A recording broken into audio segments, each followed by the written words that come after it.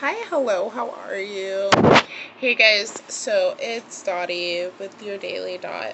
So today I was watching The Lion King 2 because I'm a big kid. I can't even lie. So anyways, I'm watching The Lion King 2. And Kiara said something that really stood out to me. And she was like, am I supposed to follow my heart, or am I just a part of some big plan? And I was like, whoa, that is so deep for a cartoon, right? So I started thinking,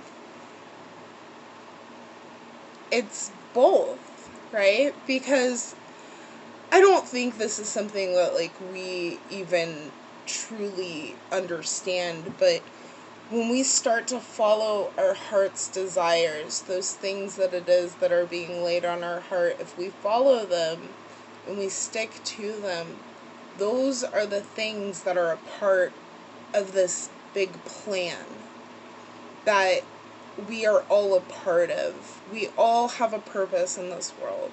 Some are big, some are small, but that makes neither one less significant. Because if it wasn't for the small people, then the big people wouldn't be able to do what it is that they do. And vice versa. If it wasn't for the people who make those power moves, then then the small people wouldn't be able to move the way they do. So just understand, we all have a part to play in this big scheme of things. No matter what piece you have to the puzzle, some are teachers, others are students, but then those students are also workers. Some people are soldiers and warriors. Everybody has their own part. I'm currently watching this anime, and it's called The Shield Hero. Because once again, I'm a big kid, and apparently everything I watch is animated. Not everything, but Disney Plus is probably my most used app streaming thingy. I'm just being honest. I get sad and I'm like, Doc McStuffins, Lammy, I need some cuddles. I'm hella stupid. But still, I'm watching this anime called The Shield Hero, and it's like, you see him and he seems like he has such a small part, but if it wasn't for, he basically is only allowed to defend, so he needs somebody to be able to fight for him. But through him defending, he's able to save so many people. But they make him feel like he is the most insignificant. But in all actuality, he's the one that's out there actually saving the kingdom. Period. I use a lot of talk text, so if you ever find me in the video and I just say period, it's because I'm the end of a sentence. So, but anyways, guys, I say all this to say, follow your heart. That's where you're going to find your destiny, especially at this point. It seems like so many of us are having things stripped away from us right now. And it seems like we make all these grand gestures to be able to do things, and it just doesn't work out, right? Because that's not where Spirit's leading you. That's not where Spirit needs your attention. I call it Spirit, Universe, God. Everybody has their own thing. So whatever it is that you call the divine source, that's it. That's all, right? But it seems like we're all being called to find our own niche in the world right now. So just allow those things to happen. Start allowing things to come through. If you feel like you're being led to do something, or you just can't stop thinking about doing something, take initiative. Start it. What's the worst that can happen? I basically started this year out. I had a job that I wanted. I'd wanted this job for 3 years.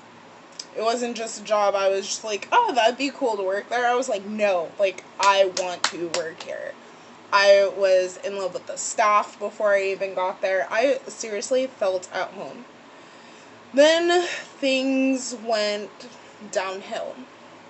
Well, me being me, the last time I needed a job, I had 2 interviews. I got 2 jobs. Every other time I've needed a job, they just fall into my lap because I'm Dottie. And I know what I bring to the table, and people are like, yeah, she's an asset. And I wasn't hearing anything back from interviews at all. And I'm like, okay, well, obviously, I'm defective, right? And then I finally did. I ended up landing a job. I got there, and I got so sick.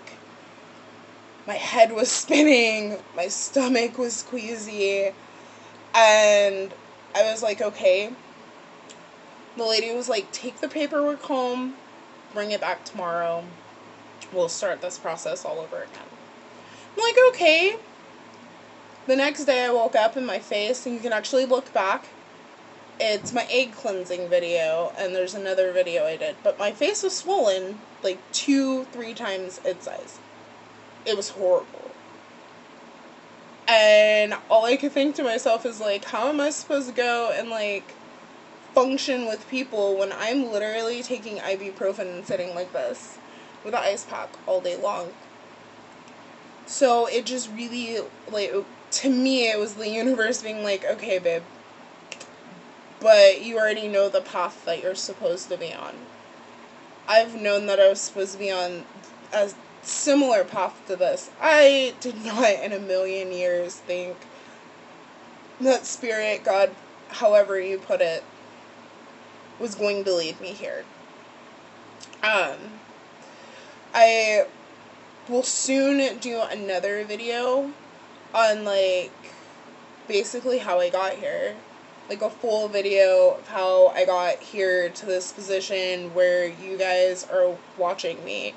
Because a year ago, I thought about it. I thought about it. I was like, there's things that need to be said that I know that people will listen to. And I just was like, I'm not gonna do it. Kept on pushing it off until, like, Spirit was like, well, you ain't got nothing but time now. And I'm gonna make sure you ain't got nothing but time.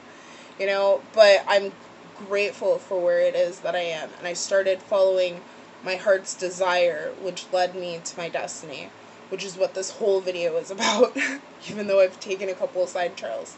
But basically the point is, guys, follow your heart's desire. Follow your heart, because we all made pacts and deals, and we all knew what we were coming to do before we came. So just allow it to happen. Follow your heart, and your heart will lead you on the right path. Spend time, ground. I have a video on that. Meditate. Take and pray to source, whatever it is that you call it, whoever it is that you pray to.